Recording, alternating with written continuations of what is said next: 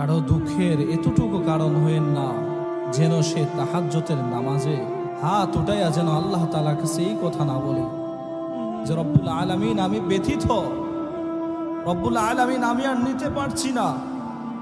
কারো দুঃখের এতটুকু কারণ হয়েন না, কারণ রব্বুল আলামিন বলছেন যার কেহ নাই তার আমি আছি, যার ডাইনে বামে কেহ নাই তার আমি আল্লাহ তাআলা আছি, যার কেহ নাই মা বাপ ভাই বোন কেহ নাই তার আমি আল্লাহ তাআলা আছি।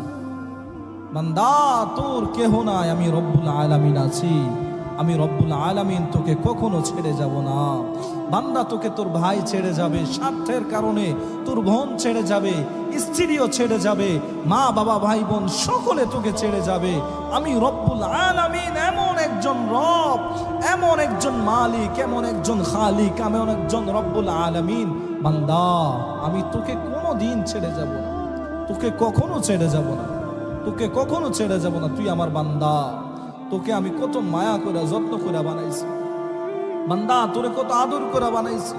দুনিয়ার আসমান জমিন এত এত কিছু, সব কিছু আমি ফেরেশতাদের মাধ্যমে বানাইছি বান্দা। শুধু তুই বান্দাকে আমি আল্লাহ তাআলা নিজের হাতে বানাইছি, একটু একটু করে কত সুন্দর করে সাজায় সাজায় বানাইছি।